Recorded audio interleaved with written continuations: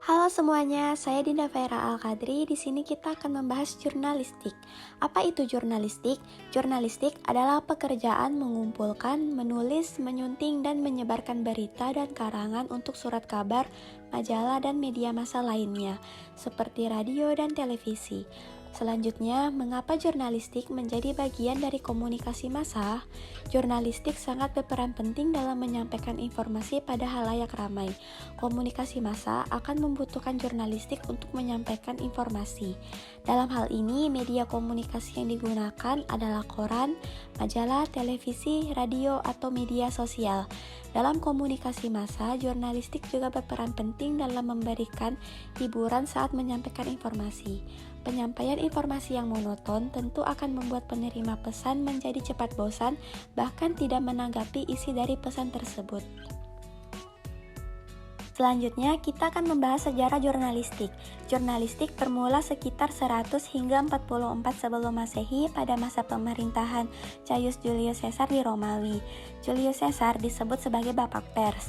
Pada masa itu terdapat forum Romanum atau papan tulis putih untuk menyampaikan aspirasi rakyat dan informasi yang beredar pada saat itu di pusat kota. Pada dasarnya, jurnalistik adalah kegiatan menyampaikan pesan, informasi, ataupun berita yang kemudian dikembangkan oleh para wartawan dan jurnalis hingga saat ini. Forum Romanum dulu berisi tentang laporan-laporan singkat, hasil keputusan dari sidang senat yang pada saat itu ditulis oleh para budak yang diberi tugas oleh pemiliknya untuk mengumpulkan informasi, juga menghadiri sidang-sidang senat dan melaporkan semua hasilnya secara lisan maupun tulisan. Tujuannya supaya tuannya selalu mengikuti kejadian-kejadian di kota Roma. Di Indonesia, pada awalnya berita disampaikan melalui perantara mulut ke mulut. Kemudian berkembangnya jurnalistik di Indonesia. Dunia jurnalistik Indonesia dibagi menjadi 3 masa.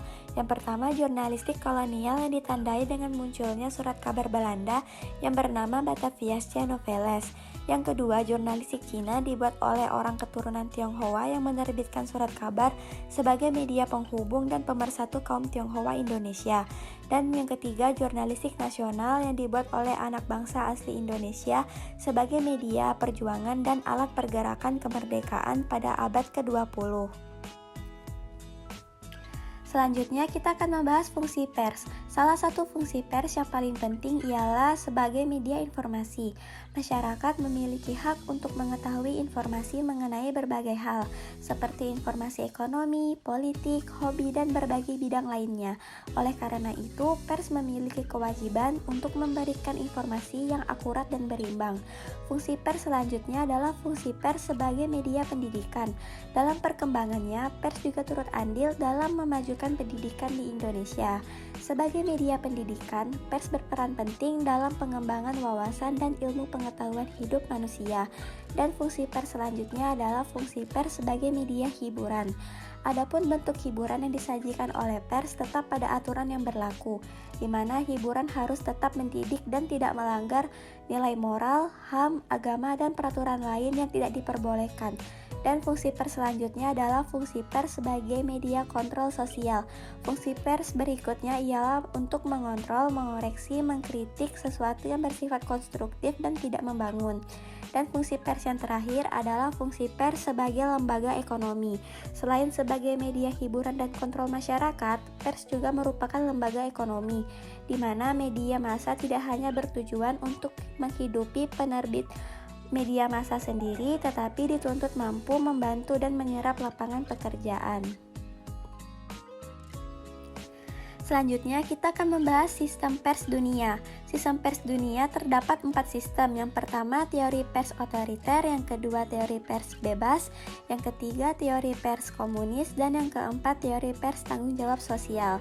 Pertama, kita akan membahas teori pers otoriter. Menurut teori ini, pers mempunyai tugas untuk mendukung dan membantu politik pemerintah yang berkuasa untuk mengabdi kepada negara. Pada teori pers seperti ini, pers tidak boleh mengkritik alat-alat negara dan penguasa. Ditambah lagi, pers jenis ini di bawah pengawasan dan kontrol pemerintah. Itu artinya rakyat tidak memiliki hak penuh dalam mengaspirasikan pendapatnya. Ia tidak bisa memberikan opininya melalui pers. Negara penganut teori pers ini adalah Inggris, Perancis, Spanyol, dan Jerman. Yang kedua yaitu teori pers bebas. Teori pers yang kedua, teori pers bebas atau teori pers liberal. Teori jenis ini memiliki tujuan untuk melakukan pengawasan terhadap kinerja yang dilakukan oleh pemerintah. Liberal dikenal dengan kebebasannya.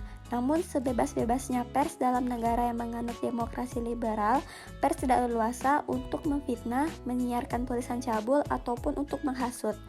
Pers liberal menganggap bahwa pers itu mempunyai kebebasan yang seluas-luasnya. Hal ini bertujuan untuk membantu manusia dalam mencari kebenaran. Negara penganut teori pers ini adalah Korea Selatan, Amerika Serikat, Islandia, Jepang, Kanada, Swiss, Australia, dan Selandia Baru. Teori pers yang ketiga adalah teori pers komunis atau Marxis. Teori pers komunis menekankan pada bimbingan dan pendidikan massa melalui propaganda dan agitasi, sehingga dalam hubungan dengan fungsi dan peran pers sebagai alat pemerintah. Negara penganut teori pers komunis ini adalah Rusia, Korea Utara, Kroasia, dan Hungaria. Teori pers yang terakhir adalah teori pers tanggung jawab sosial. Pada teori ini, pers adalah forum yang dijadikan sebagai tempat untuk memusyawarahkan berbagai masalah dalam rangka tanggung jawab terhadap masyarakat. Teori tanggung jawab sosial berasumsi bahwa media massa, khususnya televisi dan radio, merupakan frekuensi milik publik. Jadi, apabila media massa dijadikan kendaraan politik suatu partai atau orang yang sudah melanggar aturan dan norma-norma yang berlaku di masyarakat, negara penganut teori pers tanggung jawab sosial ini adalah Indonesia. Cukup sampai di sini untuk materi jurnalistiknya. Terima kasih telah menyaksikan. Sampai jumpa.